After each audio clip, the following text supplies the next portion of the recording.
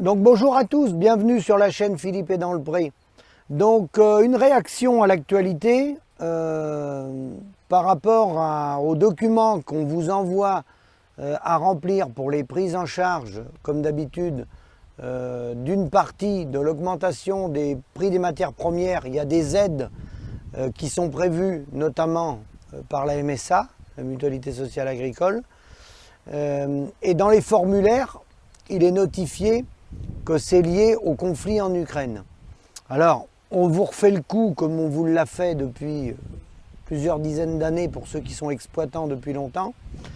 C'est-à-dire que tantôt c'est de la faute à l'Ukraine, tantôt c'est de la faute à l'Europe, tantôt c'est de la faute des écologistes ou des animalistes ou du glyphosate ou de la sécheresse ou des inondations ou des Chinois ou des Néo-Zélandais ou des Allemands, parce que les Allemands nous ont pris des parts de marché. Donc la petite musique continue avec le train de petites cuillères de subvention. Vous avez un manque à gagner de 20 000 euros et vous allez toucher dans le meilleur des cas de 1 000 euros, si tout va bien, voire rien du tout, parce qu'il faut être éligible. Donc si vous voulez, la communication continue, toujours dans ce sens-là. Pareil pour la production laitière. La brique de lait, on nous parle du prix de la brique de lait alors que ce n'est pas la brique de lait qui rémunère le producteur, ça n'a rien à voir du tout. Les valorisations, elles ne sont pas là chez les industriels, je l'ai déjà dit, elles sont ailleurs. Donc j'insiste parce que la crise, elle rentre dans le dur, surtout pour l'élevage. Les producteurs de viande bovine, comme les producteurs de lapins ou de cochons, sont en train de crever dans leur exploitation. Et la raison, ben non, justement, c'est pas le conflit en Ukraine, c'est pas la sécheresse. Si même vous voyez derrière moi, ça a un petit peu repris l'herbe, il y a un petit peu de verdure qui revient, mais globalement, c'est vrai que ça a été une année sèche, mais ça n'a rien à voir. Moi, je vous ai fait un petit tableau que vous voyez ici, que j'ai préparé, c'est un schéma, hein, pour vous dire quelles sont les raisons de la crise agricole. La raison de la crise agricole, je vais vous les résumer en quelques phrases. La ferme France, l'ensemble de la ferme France fait environ, c'est variable d'une année à l'autre, mais a fait 70 milliards d'euros de chiffre d'affaires, soit 70 plus 1. Pourquoi 70 plus 1 ? Parce qu'il y a toujours 1 milliard de subventions qui se baladent chaque année, grippe aviaire, sécheresse, prise en compte des impôts fonciers, etc., etc. Il y a toujours 1 milliard qui se balade. Donc il y a 71 milliards, la ferme France fait 71 milliards de chiffre d'affaires. Il faut enlever à ça, ce que j'ai écrit sur mon petit tableau, 47 milliards d'intrants. Les intrants, c'est quoi? C'est les gens, c'est des charges qu'a la ferme France. C'est les gens que vous faites travailler, c'est les semences, c'est les traitements, c'est le gasoil. Ça, c'est tout ce qui est intrant qui vient en déduction. 47 milliards, donc 71 moins 47. Ensuite, vous avez 9 milliards, c'est la consommation du capital. La consommation du capital, c'est les amortissements du matériel, les amortissements des bâtiments, 9 milliards. Ensuite, vous avez 6 milliards, c'est tous les salaires qui sont versés aux gens qui travaillent, les salariés qui travaillent pour la ferme France, le monde agricole.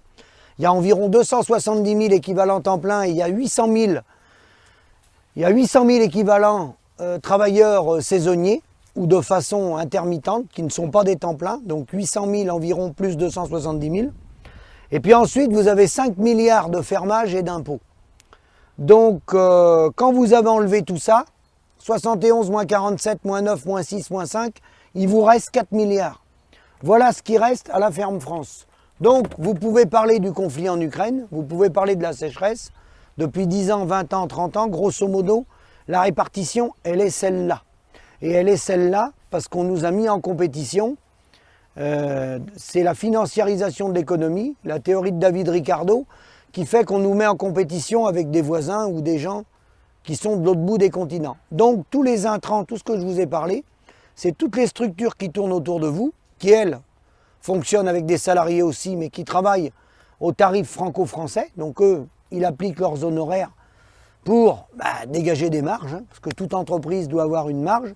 Et puis nous, vous voyez au bout de 71 milliards, il reste 4 milliards, c'est hors taxe, ce que je dis, hors la PAC, bien entendu. Mais comme la PAC, comme vous le savez, vous qui êtes éleveur et qui touchait la PAC bien souvent elle est bouffée, elle sert à boucher les trous.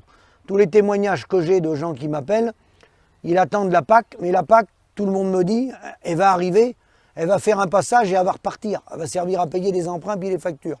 Donc voilà la situation. La PAC, elle avait été mise en place, moi je l'appelle la prime pour l'emploi. Elle a été mise en place pour éviter que l'effondrement soit trop rapide et pour permettre de tenir des petits soldats pour continuer d'approvisionner l'agroalimentaire. Donc voilà la situation réelle, c'est celle-là. C'est que la ferme France, le coût de production n'est pas reconnu pour les agriculteurs. Donc tant qu'on n'aura pas des produits adossés à nos coûts de production avec une gestion des volumes, on peut toujours faire de la communication sur la sécheresse, sur la guerre en Ukraine. Non, non, le problème il n'est pas là. Avant la sécheresse 2022, avant la guerre en Ukraine, si on remonte sur les exercices 2021, bien avant le Covid même, 2018-2019, les éleveurs quittaient déjà les élevages. Là, ça s'accélère parce qu'évidemment, quand le climat se met par là-dessus, ça accentue les difficultés, bien entendu. Mais la crise était là bien avant. Donc voilà. Donc c'était le message que je voulais passer. J'en profite pour remercier l'équipe de Michel Onfray de Front Populaire qui m'avait invité le week-end dernier. Je remercie beaucoup Georges Kusmanovic puisque c'est lui qui était rentré en contact avec moi puisque je le connais depuis maintenant quelques temps. Il avait assisté d'ailleurs à quelques-unes de mes manifestations, Georges Kusmanovic, donc je le remercie. Je remercie toute l'équipe, je remercie Jacques Sapir, économiste, avec qui on a beaucoup échangé. Et donc il y avait une ambiance super, je respecte tous les mouvements. Celui de Michel Onfray est un nouveau mouvement. Il y a un débat d'idées, chacun peut s'exprimer. C'était vraiment quelque chose de grandiose qui a été réalisé à Uzès. Je les en remercie de m'avoir invité. J'ai essayé d'apporter un peu d'éléments. Il m'a manqué un peu de temps pour pouvoir développer les détails avec plus de précision des problématiques agricoles. Mais bon, j'ai apporté ce que j'ai pu apporter. De toute façon, le combat continue. Tous les gens qui sont, quels que soient les partis, qu'ils soient de gauche, de droite, du centre, peu importe, tous les gens qui se veulent nous rejoindre, nous, dans notre combat au SAMU social agricole, peu importe les couleurs politiques, tous les gens qui veulent venir à nos côtés pour expliquer ce qui arrive dans le monde agricole, c'est-à-dire l'asservissement des paysans, puisqu'on est totalement intégré au bras de l'agroalimentaire, et c'est l'agroalimentaire, jusqu'à preuve du contraire, qui achète les produits dans les exploitations, qui fait les factures. Donc tant qu'on ne sortira pas de cette situation-là et qu'on continuera de fonctionner avec des hommes politiques que je mets tous dans le même panier, depuis 30-40 ans, gauche comme droite, qu'on laissait faire, il ne faudra pas être surpris que les éleveurs jettent l'éponge. Et je pense qu'ils n'ont pas bien mesuré l'ampleur du déménagement du territoire des éleveurs, parce que ce déménagement du territoire a un impact terrible, non seulement sur les agriculteurs et les familles d'agriculteurs, mais sur tous les gens qui nous entourent, les entrepreneurs agricoles. Beaucoup maintenant jettent l'éponge, beaucoup sont en difficulté. Les entrepreneurs agricoles, ceux qui ramassent nos fourrages ou qui font notre travail du sol. Hein. Et puis il y a les vétérinaires maintenant, il y a beaucoup de départements où il n'y a plus de vétérinaires, ça ne va plus les intéresser de venir en langage clair faire la merde, c'est-à-dire que les gens, ils font travailler les coopératives pour tous les produits, et puis ils les appellent à 3 h du matin pour faire une césarienne sur une vache. Donc les vétérinaires commencent, il y a des déserts maintenant, de plus en plus, il y a des gens qui font 50 minutes, 1 heure, 1 heure et demie pour trouver un vétérinaire, et puis les entrepreneurs agricoles. Donc progressivement, hein, le cancer il va se développer sur les autres métiers autour de nous. Et là, je pense que c'est une erreur stratégique des décideurs politiques français et européens, parce que c'est pareil au niveau européen, on est dicté d'ailleurs par les lois européennes qui nous empêchent, nous producteurs, de faire reconnaître nos coûts de production en Europe. Ils n'ont pas du tout mesuré les conséquences parce qu'ils ont regardé à travers, pour nous écraser les prix au maximum, ils ont regardé le panier de la ménagère pour qu'on produise le moins cher possible, pour écraser les prix. L'industrie garde sa marge, mais le but du jeu, c'est nous de nous écraser pour amener un produit à pas cher. Alors ça, je pense qu'ils ont fait un mauvais calcul, parce que dans le coût de revient du prix d'un agriculteur, il n'y a pas que le prix du produit. L'agriculteur, il entretient le territoire, il est responsable de la plus ou moins bonne qualité de l'eau. Donc c'est l'environnement, c'est la forêt, c'est les arbres, c'est les haies, c'est l'eau. Donc ça, c'est pas mis dans la facture lorsque vous achetez votre tranche de jambon, votre litre de lait, votre cuisse de poulet ou votre côte de porc. C'est pas mis sur le prix, ça. Il n'y a pas le détail de l'entretien de l'environnement. Parce que jusqu'à preuve du contraire, l'environnement, je respecte tous les partis écologistes, quels qu'ils soient, mais l'environnement, il est bien entretenu par les agriculteurs. Donc si à un moment donné, on n'accepte pas de revoir cette politique agricole commune qui était faite pour faire progresser le modèle agricole et assurer du revenu, eh bien, l'hémorragie va continuer. Là, ça va à vitesse grand V. Donc, il est grand temps de se ressaisir. J'en appelle à tous les partis politiques qui souhaitent, mais de toute urgence, faire quelque chose avant qu'il soit trop tard.